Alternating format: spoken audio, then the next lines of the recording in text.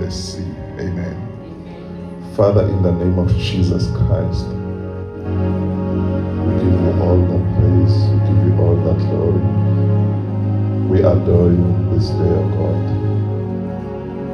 May this be a day, O Father, where you shape us. May this be a day where you equip us. May this be a day where you lay a solid foundation for growth in each and every one of us and collectively for us as a church. Makube usuku uNkulunkulu wethu engcwele lapho izwi lakho lingena ligxila. uNkulunkulu wethu engcwele ngothando lwakho. Lithi izwi lakho kuJohn 3:16 uJehova walithanda izwe kangaka waze wanikela ngendodana yakhe izelwe yodwa ukuba abantu bakhe bangabhubhi. Bese lithi izwi encwadini kaHosea, abantu bami bayabhubha ngenxa yokuswela ulwazi. People are perishing because of lack of knowledge. People are perishing because of lack of revelation. May we not perish, uNkulunkulu wethu engcwele, because of lack of knowledge. Because the Holy Spirit is there for us to give us knowledge. Shonjalo uJesu kuJohn chapter 16:13 ukuthi uma ngihamba ngiyathumela umoya engcwele, umoya weqiniso oyabo nevezela nokuzayo. uNkulunkulu wethu engcwele, we have the spirit of truth that tells us everything, even about the future. uNkulunkulu wethu engcwele, whom the Bible says He's our advocate, He's our counselor, He's our comforter, He's our standby. uNkulunkulu wethu engcwele, He's our helper. uNkulunkulu wethu engcwele, He's our everything. uNkulunkulu wethu engcwele, today, O God, I open my heart to be a vessel that yields to the Holy Spirit. Ukusetshenziswa nguwe uNkulunkulu wethu engcwele. Nginikela this service, this sermon unto your hands. Ukuthi phefumulele uNkulunkulu wethu engcwele ngomoya wakho. uNkulunkulu wethu engcwele ngegama likaJesu. Ngoba lithi izwi lakho encwadini kaTimothy, uNkulunkulu wethu engcwele, izwi lakho lilungele ukwakha nokuqondisa nokusola. uNkulunkulu wethu engcwele nokukhulisa. uNkulunkulu wethu engcwele, yilo-ke izwi lakho eselidingayo. Athi mayebhala khona kuTimotheyu athi ziyofika ikhathi uNkulunkulu wethu engcwele lapho indlebe zethu ziyofuna okufunwa yithi njengokubatshelwa kwamadlebe ethu, kodwa bese yasikhoshini ukuthi asiyimeke eqinisweni sishumayele izwi lakho. uNkulunkulu wethu engcwele, siyakhuleka namhlanje ukuthi Nkosi ake uyambule inkazimulo yakho. uNkulunkulu wethu engcwele, uyambule ngisho omncane wethu ayizwe, ngisho omdala wethu ayiqonde egameni likaJesu. uNkulunkulu wethu engcwele, ngiyakhuleka ukuthi umoya engcwele akangisize. uNkulunkulu wethu engcwele, ame kanye nami. uNkulunkulu wethu engcwele, kule ndawo. uNkulunkulu wethu namandla onke ngegama likaJesu. Moya engcwele, uNkulunkulu wethu engcwele, ahlambulula umoya wami. uNkulunkulu wethu engcwele, because lo myalezo udinga inhliziyo evulekile, udinga nenhliziyo eclean phambi kaNkulunkulu, udinga nenhliziyo engenasici kokhulumayo nakowulalelayo. uNkulunkulu wethu engcwele, ukuze ube effective, sisize sonke. uNkulunkulu wethu engcwele, siyabamba uNkulunkulu wethu engcwele, every spirit emelana nokuzwakala ne-impact yezwi lakho. uNkulunkulu wethu engcwele, we subdue it in Jesus' mighty name. We thank you, Lord. Ibandla lonke lithi amen. Hallelujah. Namhlanje sizowana sami sithi ukwembulwa kwenkazimulo kaNkulunkulu, the revelation of the glory of God. Siphinde futhi sithi the dimension of glory. Hallelujah. Izinga lenkazimulo. Hallelujah. Siphinde futhi sithi hosting the presence of God. Hallelujah. Hosting the presence of God. Hallelujah. Hallelujah. Now sifunde izwi la bazalwane lithe lelizwi kaNkulunkulu umhlaba uyakugcwaliswa ngolwazi lwenkazimulo kaNkulunkulu njengoba namanzi egcwalisa umhlaba. Ngenye translation lithe umhlaba uyakugcwaliswa ngolwazi, haleluya, noma ngokwazeka kwenkazimulo kaNkulunkulu, speaking about awareness as the waters cover the sea, hallelujah. So now if you look at this, kusho ukuthi inkazimulo kaNkulunkulu ivele ikhona, but ibandla lidinga ukufundiswa ngayo ukuze kulethe ulwazi ngayo inkazimulo. Are we together bazalwane? Hayi ukuthi inkazimulo kaNkulunkulu iyeza, hayi ukuthi inkazimulo kaNkulunkulu sisayicela, but inkazimulo kaNkulunkulu ikhona. Kodwa ukuze ibe effective fanele ibandla lifundiswe ngayo, ukuze kube nesambulo ne-revelation about the glory of God. Hallelujah. Kusho members, there must be knowledge, ngoba into ongayazi, ongenalwazi ngayo, ongena information ngayo, angeke ikusebenzele. Hallelujah. So you've got to have information about something ukuze ikusebenzele. Hallelujah. Bese mawufunda nge the message nange NLT liselikhuluma nge-awareness, hallelujah, of the glory of God. Kusho ukuthi members, mase usuthola ulwazi, the knowledge, then sewu-aware, sewuyazi ngenkazimulo kaNkulunkulu. Hallelujah. Kusho ukuthi members, angeke ube aware ngento ongenalwazi lwayo. Are we together bazalwane? Uqale ube nolwazi about something, then bese uba aware ngaleyo nto. Hallelujah. So ke namhlanje silethe leyo awareness, leyo knowledge about inkazimulo kaNkulunkulu bazalwane. Hallelujah. Because it does not matter ukuthi into inamandla kangakanani, but into uma ingaziwa uwe ayizukusebenzela. Hallelujah. So into ingaba namandla, but mangabe wena ungayazi angeke ikusebenzele bazalwane. So that is why the Bible says abantu bayabhubha ngokuswela isambulo, abantu bayabhubha ngokuswela ulwazi. Hallelujah.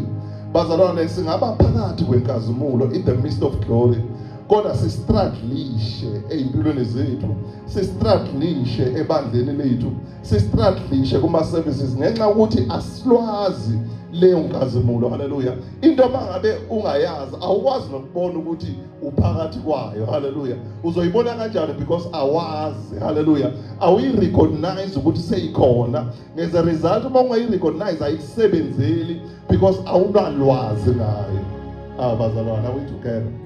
Hallelujah. Hallelujah. Lithi iBhayibheli siyofika isikhathi lapho umhlaba uyogcwaliswa ngolwazi lwenkazimulo nange-awareness yenkazimulo. Ngizomemezela ukuthi isikhathi bazalwane ukuthi ibandla likaNkulunkulu ligcwaliswe ngolwazi lwenkazimulo. Hallelujah. Now bazalwane, uma sikhuluma ngenkazimulo kaNkulunkulu, because I want us ukuthi sibheke manje ukuthi yini inkazimulo kaNkulunkulu. What is the glory of God? Inkazimulo kaNkulunkulu bazalwane, it's a certain realm in the spirit. Hallelujah. It's a certain dimension in the spirit. Hallelujah. Noma ngamemazi izinga elithile kweleka moya. Hallelujah. So, you know, there are two dimensions. That is the anointing and glory. Anointing ngugcobo lukaNkulunkulu. So, uma sikhuluma ngogcobo lukaNkulunkulu, sikhuluma ngeportion yomoya kaNkulunkulu ofakwe kumuntu ukuze operate ogcobeni lukaNkulunkulu. Kusho ngamamazi, in the dimension of the anointing, umuntu, uNkulunkulu esebenza ngomuntu. Hallelujah. As a result, in the dimension of the anointing, kunama limitation ngokuya ngokuthi uNkulunkulu lowo muntu umnikeze anointing engakanani. Are we together bazalwane? Nothing engenzeka beyond the anointing yalowo muntu. Are we together bazalwane? So those are the limitations of the dimension of the anointing. Noma ngamazwi ilokho ukuthi asikwazi ukudlula masikhuluma sisebenza ngogcobo khona la singakwazi ukudlula khona according to the measure of our anointing. Njengesilinganiso sogcobo uNkulunkulu alibekile kithi bazalwane. Hallelujah. Hallelujah. So uNkulunkulu might anoint you for healing. Hallelujah. And uthola ukuthi that is all that God has anointed you for. Hallelujah. So you have not been anointed for other things, whether it's financial breakthroughs or so forth. So that is the limitation of your anointing, or vice versa. Even in the healing, uNkulunkulu might anoint you for certain disease, but not for other disease. Hallelujah. So that is why the Bible talks about the gift of healings. Hallelujah. Normally the gifts of healing. Hallelujah. There are different dimensions even in the gift of healing.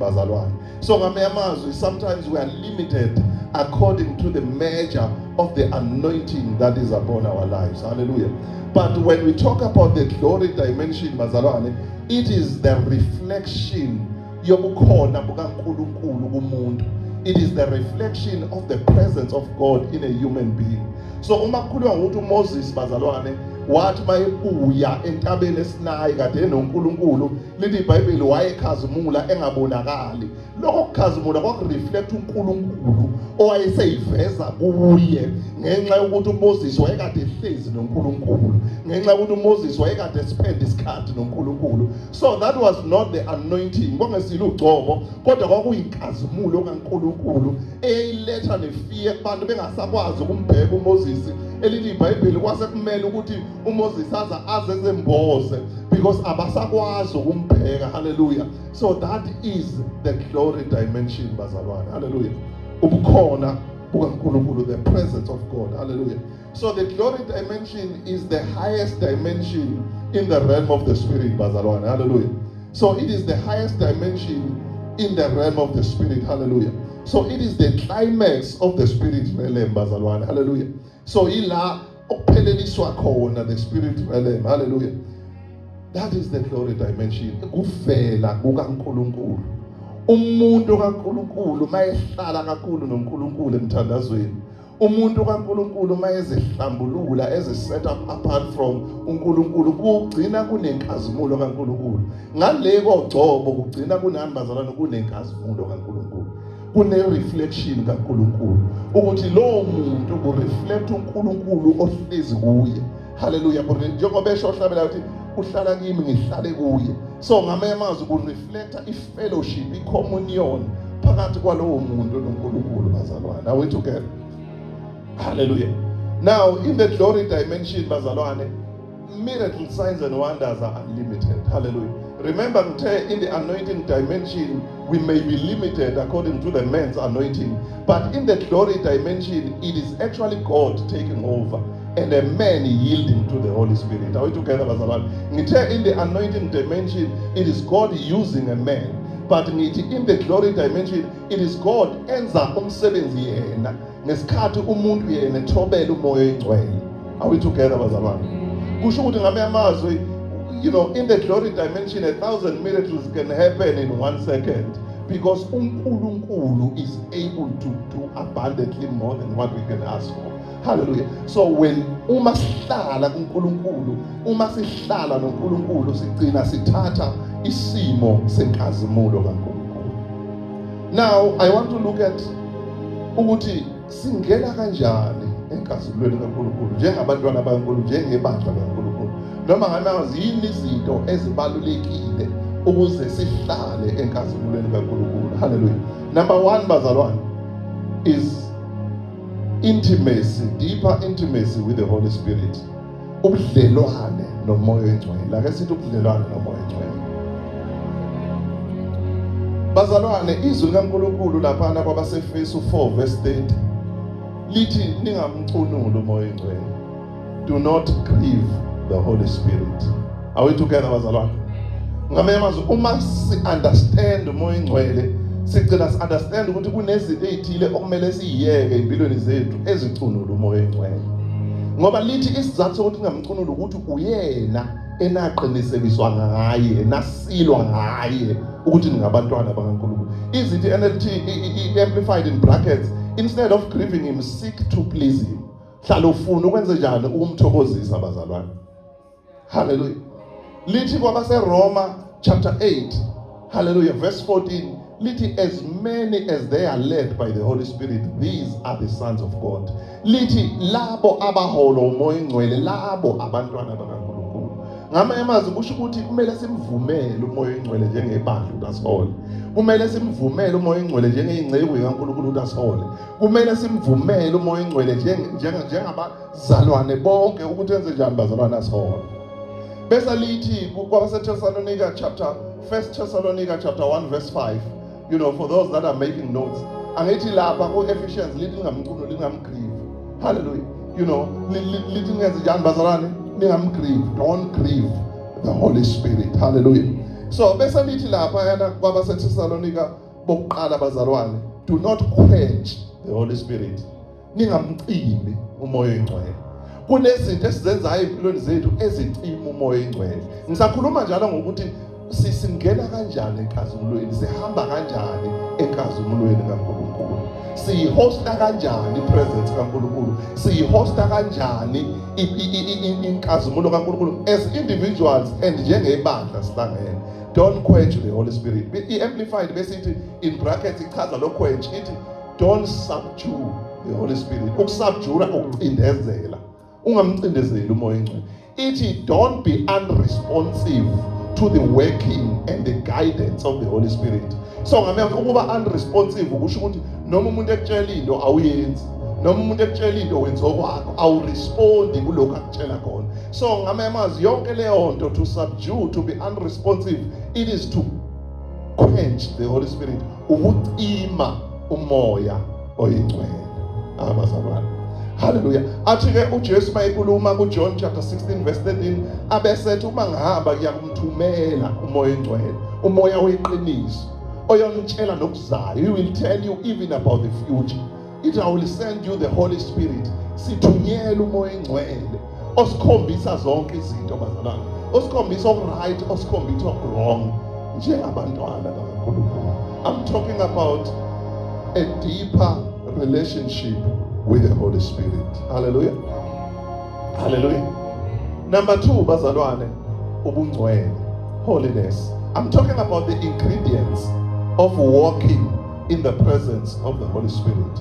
Ubungcwele, ake sithi ubungcwele. So the reference for ubungcwele, noma before ngiye ebungcweleni ake ngize kwi-fear of the Lord, ukusaba uNkulunkulu. So that is number 2. You know, ukusaba uNkulunkulu. Ngikhuluma ngomuntu ofuna ukuhamba enkazimulweni kaNkulunkulu. Hallelujah. Ukuthi number 1, akabe nobudlelwane obujulile nomoya oyingcwele. Number 2, akasabe uNkulunkulu. Are we together bazalwane? So ukusaba uNkulunkulu, you can refer to Isambulo chapter 1 verse 7, Revelation 1 verse 7. Lithi ukuqala kokuhlakanipha ukumesaba uJehova. The beginning of wisdom is the fear of the Lord. Hallelujah. Uqala kokuhlakanipha kuyini bazalwane? Ukumesaba uJehova. Hallelujah. You must prioritize ukumsaba uJehova. Hallelujah. You must prioritize ukwenze njani bazalwane? Ukumsaba uJehova. Hallelujah. So ingane into eyenza ukuthi uma ikhula ikhuliswe ekhaya, ikhule kahle, ithole nezinto ezirong, ukuthi ingane iyamsaba umzali wayo. Imsaba hayi lokho ukuthi uyibhubese, imsaba lokho kumhlonipha. So ithi noma ngabe seyiyalingeka bese ngeke ngiyenze lento ngoba ubaba ngeke azwane nalento, umama ngeke azwane nalento. Ilokho ke umzalwane kumele abe nakho towards God, revere God, fear the Lord. Siseyinkinga nje bazalwane ngoba siphelele ukwesaba uNkulunkulu. Hallelujah. Hallelujah. Ufike ungisendele something izolo umfundisi eshumayela ethi uNkulunkulu uthi angitshele nimjwayela ngani. Umfundisi osemncane uthi angitshele nimjwayela ngani uNkulunkulu. Uthi bonakala ngezinto enizenzayo, uthi nabafundisi nilala nabantu, nilala nabazalwane, nilokho nimjwayela kabi uNkulunkulu. Inkinga yethu enza usimjwayele kabi uNkulunkulu ukungamsabi uNkulunkulu. We must have the fear. Ugcobo ngeke lusize singamsabi uNkulunkulu. Are we together bazalwane? Akube yilona nalowo azilole, because ngikunikeza lezi zinto ngifuna wazi ukuthi uhamba kanjani emngcweleni. Ngikunikeza lezi zinto ngoba angifuni ukuthi ubaba wenza ngani, angifuni ukufihlela ukuthi ngenza ngani. Ngenza lezi zinto engikutshela zona. Hallelujah. Ukuthi is the relationship with the Holy Spirit nokwesaba uNkulunkulu. Ukuthi umsaba uNkulunkulu, fear the Lord. Into eyenza uJoseph ukuthi noma eselimwa abaleke wakhipha amazwi athi angiyibona aphethe uNkulunkulu wami, ukuthi wacaba uNkulunkulu wakhe wathi noma ngingabona umuntu kodwa ngiyibona aphethe uNkulunkulu wami. That is the fear of the Lord. alibuyelwe ukumesaba uNkulunkulu bazalwane. Alibuyelwe ukwenze njani bazalwane ukumesaba uNkulunkulu. Hallelujah. Hallelujah. You know, we must understand the dimension where we say Jesus is our friend. Hallelujah. There is a song that says he's a friend of mine. Hallelujah. You know, he calls me friend. Hallelujah. But we must also understand him as our Lord. Because the problem with this tennisman sithi umngani wethu bese sikhohlwa ukuthi umbusi wethu is our Lord. In the dimension of him being our Lord, that is the level where we fear him.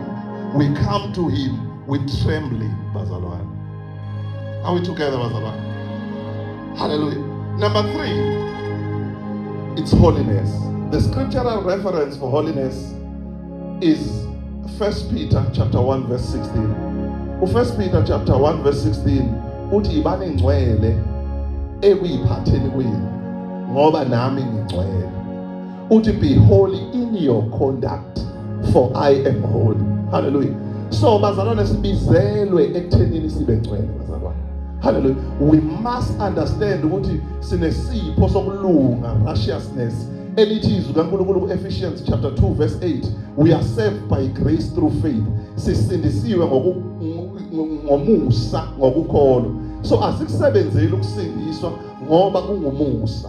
Kodwa i-holiness akusiyona bazalwane ukulunga. Akusiyona futhi isipho. Kodwa i-holiness i-responsibility yomzalwane. Ukuthi sewufumene umusa, kumele ukuthi uziphathe kahle. Kushizwe kaNkulunkulu ukuthi ibani ngcwele liyakutshela ukuthi i-holiness i-related ne-conduct. Yingakho lithi ibani ngcwele ekuziphatheni kwenu. Be holy in your conduct. Hayi bazalwane. Awukwazi ukuyiphatha noma kanjani uthi ngoba usindisiwe ufumene umusa, but be holy in your conduct. Kusho ngamamazi by holiness sawuveza imikhiqizo yalomusa ufumene, yalokulunga ufumene, ukuthi njengoba sengifumene umusa sengihamba ngalendlela. Yingakho Paul mayebhala kwabaseGalatia 5 verse 13 abesethi nifumene umusa, nifumene inkululeko. Abesethi ningasebenzisi leyo nkululeko ukuthi nitotose inyama yenu. Athi don't use that freedom to gratify the desires of your flesh. So members, you must understand ukuthi you are a child of light and walk in the light. Ubungcwele bazalwane. Ubungcwele. Umuntu ongcwele akastrategishi ukuhosta igospel kaNkulunkulu. Umuntu ongcwele akastrategishi ukuhosta iglory kaNkulunkulu. Umuntu ongcwele akastrategishi ukuhosta ipresence kaNkulunkulu, because uNkulunkulu uyayithanda into engcwele. Bazalwane. Hallelujah. But umuntu ongekho ngcwele noma ngasindiswa noma ngagcotshwa, mhlawumbe ake ngisho lokhu bazalwane, you can operate in the anointing ungekho ngcwele. When usebenze phela, but you cannot operate in the glory ungekho ngcwele. That's the difference bazalwane. Ungahamba ogcobeni naseyiphiweni ungekho ngcwele. Ubonakala uNkulunkulu ekugcobile, but angeke uhambe enkazimulweni kaNkulunkulu ungekho ngcwele. Because enkazimulweni kaNkulunkulu akufuneke ungcola bazalwane. Bazalwane. Number 4, bazalwane, ngicela ngifundele, ngicela ongasearcha nge-TPT.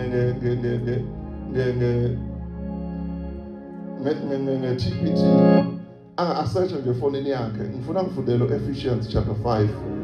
Afunde verse 3 and 5.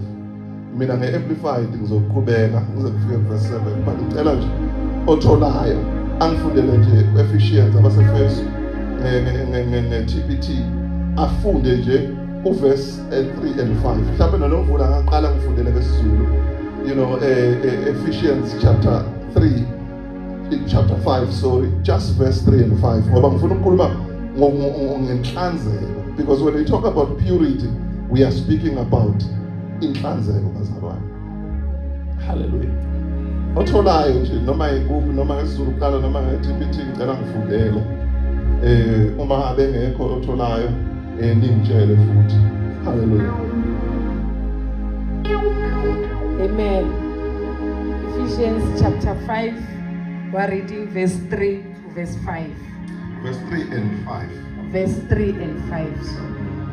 Kepha ubufebe nakho konke ukungcola noma umhobholo makungaphathwa neze phakathi kwenu njengokuba kufanele abangcwele. Verse 5.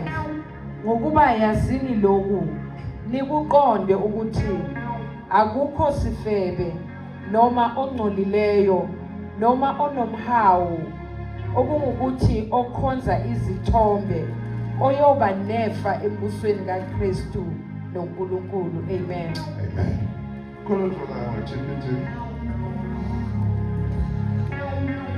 Amen. Kufundeka kanje, Ephesians chapter 5 verse 3 and 5. And have nothing to do with sexual immorality, lust or greed, for you are his holy ones, and let no one be able to accuse you of them in any form. Verse 5. For it has been made clear to you already that the kingdom of God cannot be accessed by anyone who is guilty of sexual sin, or who is impure or greedy, for greed is the essence of idolatry. How could they expect to have an inheritance in Christ's kingdom while doing those things? Amen. Little Amplified verse 3. But sexual immorality and all moral impurity, indecent, offensive behavior or greed must not even be hinted at among you, as is proper among saints. For as believers, our way of life, whether in public or in private, reflects the validity of our faith. Can I repeat that? As believers, I can say it as believers, our way of life, whether in public or private, reflects the validity of our faith. Then verse 5, for be sure of this, no moral, impure or greedy person, for that one is in fact an idolater, has any inheritance in the kingdom of Christ. And God, for such a person, places higher value on something other than God. Verse 6, let no one deceive you with empty arguments that encourage you to sin. For because of these things, the wrath of God comes upon the sons of disobedience, those who habitually sin. Hallelujah. So it explains who is the son of disobedience. The son of disobedience but is a person who habitually sins. Hallelujah. Verse 7. Hallelujah. Verse 7. So do not partake or even associate with them in the rebelliousness of sin. Hallelujah. Then look at verse 4. Go chapter 4. There's something I like there from verse 22. I think it's verse 22 to verse 24 of chapter 4. It says that regarding your previous way of life, put off your old self, completely disregard your former nature.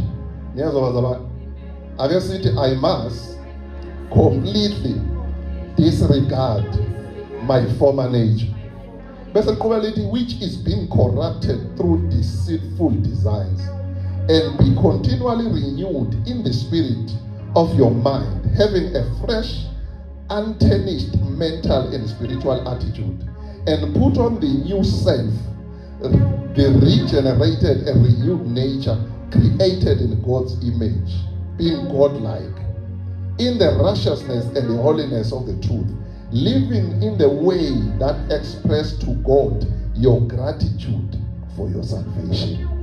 Bazalwane, le nto ye-purity isho ukuthi uphila ngendlela etshela uNkulunkulu ukuthi Nkosi ngiyabonga ngesipho sensindiso. Hallelujah. So you cannot be careless, bazalwane. And verse 6 uyawuzwa lapho uthi qaphelani kuba nabantu abazoninikeza imfundiso ezinikhuthaza ukuthi none uthi yikho ke lokho kubanga ulanga likaNkulunkulu. Wabazalwana ake sicorrect ukuthi why address abantu, why address ibandla.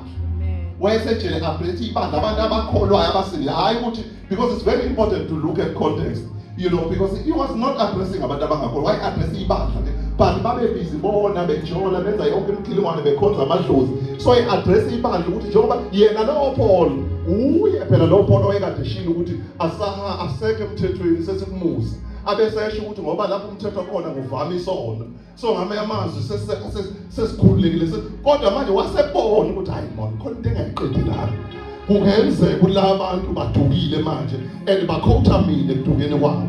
Njengoba namhlanje bekhotha yena ekudukeni kwabo. But uyaqhubeka ke manje uthi sendisiweke nifumene umusa. Siphathene njengabantu ababonga uNkulunkulu. You know, kahle hayi kunenza ubalekela isono ngoba appreciate uNkulunkulu ngensindiso yakho. And khona izinto ayishoyo lapha eEphesians 5 verse 5 abanjalo ngeke bewubone umbuso kaNkulunkulu. Isho njalo translation kaNkulunkulu. So yonke lento ukuthi usindiswe forever uzobhasa ubukisogwini. Qaphela ukuthi uhamba kanjani. Hallelujah. Because holiness is demanded from you to maintain the gift of God, which is salvation. I'm talking about, because I want to give you a picture ukuthi uhamba kanjani enkazimulweni kaNkulunkulu. Hayi bazalwane. Uhamba kanjani enkazimulweni kaNkulunkulu? Uyazihlukanisa, uzihlukanisele uNkulunkulu. Ungabe usahamba njengomuntu osesemnyameni ungabonakala umehluko phakathi kwakho nomuntu osemnyameni. It cannot work bazalwane. It cannot work bazalwane. Angeke singanitshela iqiniso. Angeke singitshele ukuthi ayikhululekani ngoba nizophatheka kabi. Kanti kunepressure, kanti kufuneka nomngcwele. Ayingcono ngivele ngiyeke hayi mfethu. Angeke sikutshele sikuyeke ukutshela iqiniso ibangcwele. Ekuhambeni kwakhe ekuyiphatheni kwakho. Ngoba uNkulunkulu okubizile unjani bazalwane. Ngenzela ukuthi sithi sikhuluma ngenkazimulu sihambe ndawonye. Singakutshela ukuthi kwenziwa njani. Singabe inkazimulu sibiza ama namhlanje I'm building a foundation. Hallelujah. I could have said we are talking about glory and then we are going to call on the move of God. Ukinqika abantu asikho lapha namhlanje. Sakha isekelo. We are putting the foundations. We are laying the foundation. Ukuthi any filthiness in you, denounce that filthiness. Divorce that filthiness. Any passion of sin, crucify it on the cross of Christ. Yonke inkanuko zesono sabethelwe esiphambanweni musukuyivusa wena. Lithi iBhayibheli ingalisafa kanye noKristu, savuka kanye noKristu. Uma sifa kwafa isono, uma sivuka savuka singabalungile. Hayi bazalwane. Ineza sibe ibandla eliweak ukuthi siphila nayo yonke into insiphi yawasha. Hey bazalwane. We must separate ourselves for the Lord. We are already separated for God, but we must also separate ourselves for the Lord. We must separate ourselves for the Lord. Hallelujah. We must separate ourselves for the Lord. Abanye bazothi lo mfundisi olusemncane washumayela ivangeli elidala kangaka no ivangeli. Separate yourself for the Lord. Crucify the passions of the flesh. We are all human beings, hallelujah. But whenever you feel the passions of the flesh, say, I died with Christ according to sin, and I resurrected as a righteous one before God. Uzohambe emandleni kaNkulunkulu. uNkulunkulu akayifuni into engcolile bazalwane. uNkulunkulu akayifuni into engcolile. That is why soba bazalwane abawubiki. That is why soba ibandla lingasoze lafinyelela. Njengoba lesihlabelele the theme of the songs, they say enkazimulweni siyathanda. So manje ngoba sonke siyathanda, I must give you ukuthi sifika kanjani. Siyadivorsa isono. We don't become habitual sinners. Habitual sinner is a sinner ongasayi. Uyothandaza namhlanje kanti inkosi imthethelele aqhubeke ngakusasa aqhubeke. That is a habitual sin. In court we say he's a habitual criminal. Umuntu say that 20 criminal records. Say no, this person does not belong in public. That is a habitual criminal. We must not become habitual sinners. Because uma sibahola senza into enzima, senza nje imikhiqizo yokulunga esikufumane ngomusa, sesikuveza ekuyiphatheni kwethu manje. There is nothing difficult there. Hallelujah. There is nothing difficult there, bazalwane. Bazalwane, uNkulunkulu ufuna sibe ngcwele. uNkulunkulu ufuna sibe mnene, sibe pure. Sibe pure. Lithi iBhayibheli ahlukane nokufela, ahlukane nokukhonza izithombe nezithixo. asihlukane nomona nomhobolo, because lezi izinto ezisenza singcole singabi pure. You can be saved but impure. Because as I'm saying, Paul was speaking to the church there, and God is speaking to SFMI here. For us to walk in the glory of God, divorce sin. Apostle, divorce sin. Prophet, divorce sin. Preachers, divorce sin. Church board, divorce sin. Members of the church, divorce sin. Hlukana nesono. Hlukana nesono. As I showed one, I've shared this in the group. 19 January, I shared it to the preachers. And I shared it last week. But whether they've gone through it, it's none of my business. It's their business. But I've shared, I've done my part, and I've shared with the whole church as well. As I show life of one, Father, thank you for keeping me pure and faithful. Thank you for keeping my heart, motives, desires, and thoughts pure. Purity, holiness, and righteousness is my crown, and sin has no power over me. The grace of God has overcome any passion and desire of lust for any sin. I believe God will say to me, well done, my faithful servant. Enter the joy of your Lord. My faith in Jesus works purity, holiness, righteousness in my life. I'm not trusting in my flesh to control flesh, but I am trusting in the Holy Spirit and the grace of God to subdue the desires and the passions of my weak flesh. The Holy Spirit is keeping me in God's will day by day, and sin has no hold over me. Thank you, Father, for ordering my steps. I rejoice as the Holy Spirit and the cloud of glory is guiding me, keeping me in alignment with God. I'm effective, I'm dynamic, I am powerful, I am anointed by the grace of God. The devil has no foothold over me. Whenever I encounter the attacks of an enemy, I have dominion over him. If you listen to this confession, one, it acknowledges grace. It does not reject grace. It actually tells you,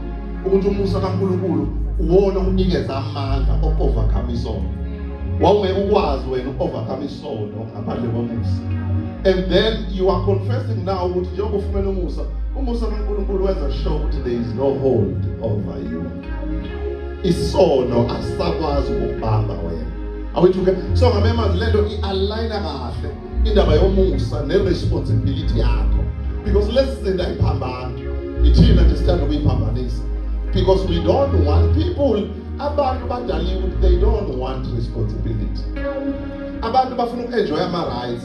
Because abantu noma beteleka it's all about the rights. Hey, sifuna ilungelo. They never want to ukwenza ama-duties abo nama-responsibility. Akaze nje uzwa abantu bethi siyayitelekela thina ukuthi sibe responsible senza ama-duties. They always strive for the rights. There is no right without a responsibility. That's all right. There is no. That is why the Bill of Rights, Section 2 of the Constitution of South Africa, it talks about the rights and it also talks about the responsibility. Because there is no right. Even the lawmakers of this earth realize what alikho ilungelo ngaphandle kwe responsibility. Alikho ilungelo ngaphandle kwe responsibility. And even uthi awusekho wena emthethweni, you must contextualize. Awusekho emthethweni kaMoses, but you are under the law of the Spirit. Akekho umuntu olawless. That is why incwadi kaJude ithi kuzoba nabantu abalawless. Yila abantu abathi angisekho emthethweni angisekho. They don't understand which law. You are under the unwritten law of the Spirit in you. And the precepts that are written, don't do this, don't do that. Hallelujah. So you must understand this thing. You are not under the do's and don'ts of the law of Moses, but we are still under the do's and don'ts of the word of God. Take responsibility. A Christian with no responsibility is a weak Christian. A pastor with no responsibility is a corrupt pastor.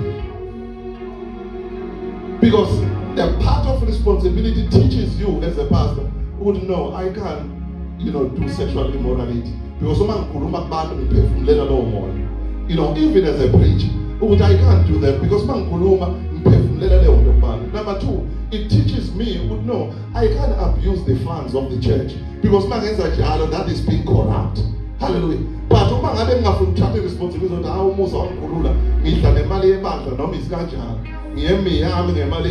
no. Hallelujah. The responsibility, the law of the Spirit teaches me as a pastor, it's good to believe in the power of God. Hallelujah. Kodwa noma ukholelwa emandleni kaNkulunkulu akufanele phela ukuthi uyowafuna noma uyowafuna nasezongwameni nasenyangeni, because abantu abangamesaba uNkulunkulu bafuna amandla yonke indawo. The responsibility says tarry in prayer. It might not be fast as you wish, Apostle Numa, but stay in prayer. Bakhona bazokutshela asambe mfowethu, ayatholakala amandla asambe ukona ngapha ubaba ubani usigoloze simehla bomvu uyanikezana amandla uyabo. Kodwa iBhayibheli liyathi don't go to sigoloze but tarry in prayer. The responsibility tells me as a pastor, don't be arrogant. Don't think you are the last and the first pastor that has ever emerged. You are the most powerful pastor, but humble yourself in the sight of the Lord. He will lift you up. Zehlise phambi kaNkulunkulu. Yena uyakwenza njani bazalwane? Bazalwane, bashumayela mama. Ngiyancela abantu kaNkulunkulu. Asimesabe uNkulunkulu. Asibe holy, asibe pure. Because the privilege youma phambi kwabantu singagcini sikhipha upoison sokhiphela abantu kaNkulunkulu, because inamandla into esikhuluma ngomlomo wethu. Are we together bazalwane? Asidlali bazalwane sakhe ithempeli. In the pulpit asidlali bazalwane into kaNkulunkulu sakhe ithempeli. Asihlukane nokungcola bafowethu. Hallelujah bazalwane. Sonke asihlukane nokungcola. Asihlukane nenkohlakalo. The Bible lapho engifunde khona ngoba seFesu 5 uverse 3 mangifuna nge-amplified ithi impilo yakho ngisho ekusithekile. So even your private life matters. Always lana sewunobuso obright wenzani in private. Imagine sonke masingalangazelela ukuba ngcwele ungakanani imove kaNkulunkulu esayibona kule mbala. But sonke masingcolile senze izinto zethu emakhoneni, we are hindering inkazimulo kaNkulunkulu. Whether we like it or not, bazalwane, inkazimulo kaNkulunkulu ihlangene nobungcwele. No. Akusithanda singathandi ke bazalwane. Singakusho konke after all is said and done. It's fine, continue with an impure life. You will never walk in the power of God. Amandla kaNkulunkulu anento yokwenza ngokuba clean phambi kaNkulunkulu. Anokwenza nokuba clean. Lithi iBhayibheli ninganiki ngisho abantu ithuba lokuba nisole ngalezi zinto. Ngisho ukunisola nje. Ngizathi ukusondelana nazo nize nisoleke ngazo. Hayi bazalwane kodwa niyezwa kodwa. Angisho kina nokuze ukusoleka nje ngazo. Ninganikezi ithuba ukuthi abantu baze banisole ngalezi zinto. Singasola nokusola. Singasola nokusola. Singasola nokusola. Uma besola falsely basenzela icala noNkulunkulu. But kungabe ukuthi sibanekile isizathu by our conduct ukuthi basola. Akusho ukuthi abantu ngeke bakusole vele baqhambela amanga. But babesola baqhambela amanga bayilandela ulaka kaNkulunkulu. But lesi zinto nje zingamentionwa la ukhona. Khona lapha elize lithi siveze, expose those things. Ungagcini nje ngokungazenzi, mawuzazi zenzeka ziveze, zi-expose lezo zinto. Sizohamba ngomncwele. So to sum up, akuthe asibe nobudlelwane nomoya ongcwele. Asesabe uNkulunkulu. Asibe ngcwele. Hallelujah. Asihlanzeke. Those are the most important things. Hallelujah. Asibe nobudlelwane nomoya oyingcwele. Asibe ngcwele. Asihlanzeke, asisabe uNkulunkulu. Those are the virtues. Those are the core values yomuntu ozohamba enkazimuni. Because uNkulunkulu ufuna ukusa kuleli bandla ezingeni lenkazimuni, but kunezinto okumele ikhucululeke ukuze sifinyelele enkazimuni. Search my heart, O Lord. Yazi imicabango yenhliziyo yami. Ngisho lemicabango yami ayingacabangi ukonakala. Bakwenzekile ngephutha yacabanga kungaphumi ngomlomo wami. It must start with me. It must start with me. So that it can flow to umama, it can flow to you. Inhlanzeko. Inhlanzeko bazalwane. Inhlanzeko iyayikhulumela. Ayidingi ukuthi uzonconywa abantu ukuthi uhlanzekile. Kuyabonakala ukuthi wahlanzeka loyabantu. Wahlanzeka lwabhuti. Wahlanzeka lwamama. Akunahleba olumini lwamama. Akunanzondo enhliziyweni yalomama. Bazalwane, we can't live double standards. Mawusekhaya umthakathi. Mawusesontweni ugcwele. Mawusekhaya uhleba abantu. Mawusesontweni ugcwele. Mawusekhaya uyachaba uyaxhuma weqa umlilo. Mawusesontweni ugcwele. Hayi bazalwane, it's not possible. It's not possible. Hallelujah. It's not possible. Mawusekhaya uyaqalekisa. Ugalanisa abantwana bakaNkulunkulu. Mawusesontweni uyabusisa. It's not possible. Hallelujah. Mawusekhaya uyajona. Mawusesontweni sewena ke manje ongasajoli kwedlula bonke abantu. Hayi bazalwane, it's not possible. Emsebenzini unamashenda. Mawusesontweni hayi sewuright manje. Hayi bazalwane, it's not possible. It's not possible. Njengoba shili ukuthi ngisho imfihlakalo imfihlo in the private asibe clean bazalwane. Asibe clean. Abanye bayasaba ukukhuluma ngongcwele basathi hey the more ukhuluma ngongcwele the more umthambo wesondo uzokuhlasela. Ungakhulumi ngale nto. Vele uthi dusemseni hayibo. Khuluma ngento. Mawukhuluma inqobo into khuluma ngayo.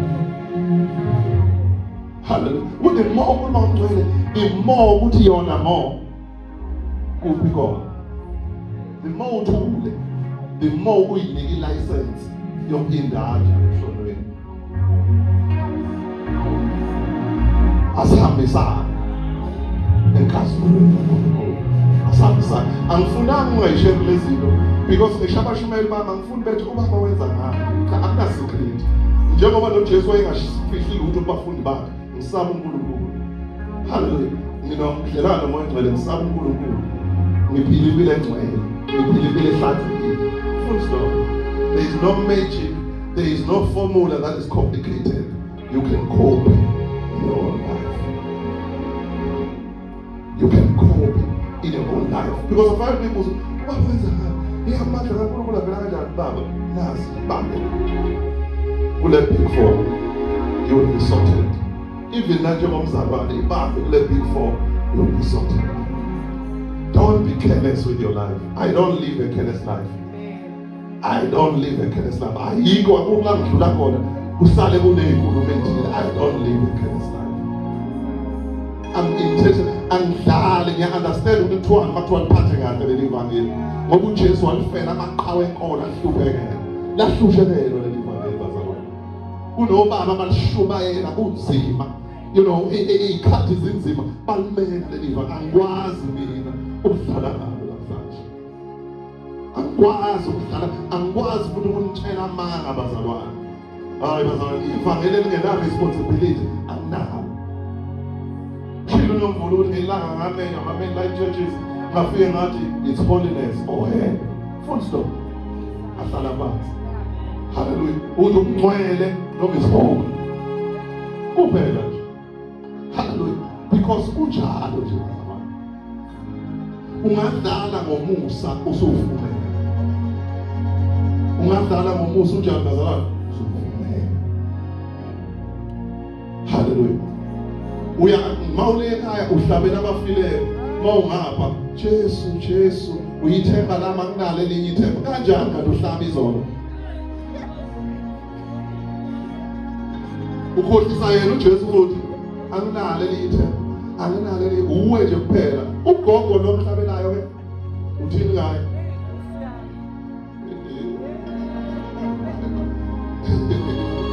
umalume lo mhlabelayo ongakaze asebenze lokwazana kodwa ucela kuye umsebenzi uthini ngaye asibe serious asibe serious. Don't invoke the spirits of the dead. Asibe serious asibe uNkulunkulu wazi yonke into esiyenzayo kuseni ungenzeli umnqumalo zenzele wena imayelana nawe lento zenzele wena mfowethu imayelana nawe lento ngisho ngabe kuthiwa khona into wrong yenzeke ekhaya lakho yilwa naye emthandazweni noma ngaba unawo amandla ngoba nawe Nkosi yami ufikile lo umntana abantu uthathiwe walotsholwa kodwa yilwa naye emthandazweni ukuze nasekhaya lakho ugcine kuvela ubugcwele.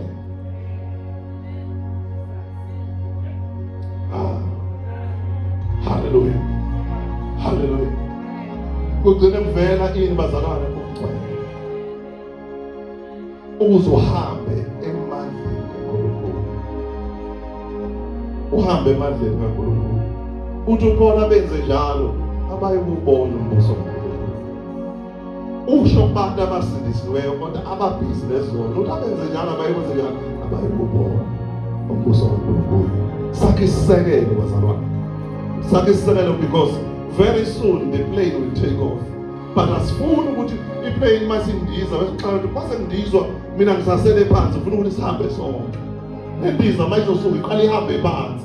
Ihamba amabithathile ihamba phansi ukuze ilethe awareness ukuthi qaphela-ke sesizophakama. Because we are going to the glory dimension but asifuni kube khona osalayo. Siye enkazimulweni asifuni kube khona osalayo. Lapha enkazimulweni le must be no corruption. Lento lo yenzayo nomngane wakhe esikoleni ukuthi nilokhu nikophelisana iyeke leyo. Iyeke leyo. Live an honest life. Study hard. Trust God. Hallelujah.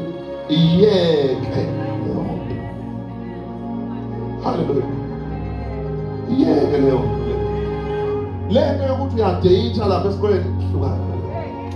Futhi wangisiza uNkulunkulu ngangaba umlungu ngithi abelungu yethu ngisho besindisa ukuthi asebeyadate sabe nasipasa restaurant uNkulunkulu wabona uxhumana ngalunga ngabe emnyama ngicela akazwani nolwabishi iyeke leyo nto leyo udatane nomuntu ongekakulobole uzoshada noma uzoshada njengoba ufuna ucreate ushade njengoba ufuna ucreate ngeke ushade usafanele uye e-university wena yeke leyo lwabishi lo uNkulunkulu nje akamenzanga ephuthu umuntu omnyama wabona ulento le awuzuzwana ulabisha uzokusebenzela ungezwa labangani bakhe abasindisiweyo abamhlobo my mom my dad understands and they give us money to go and buy chocolate nonsense yeah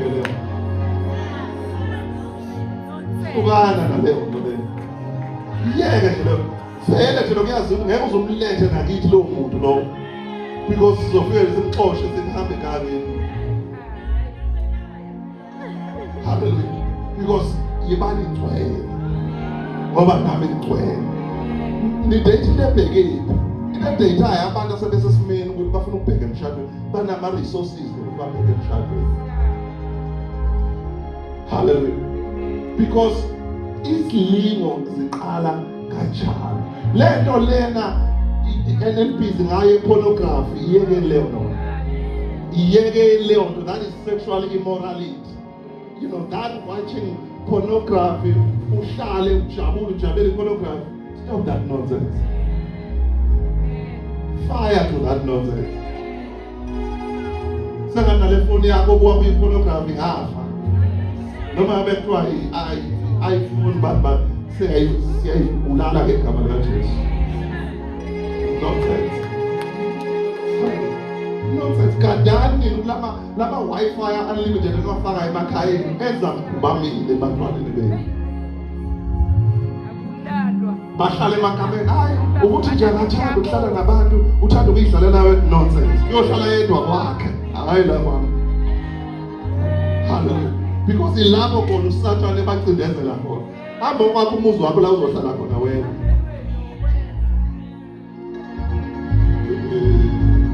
Hallelujah. Asibe ngcwele. Because osibizile ungcwele asibe ngeenyawo ngcwele.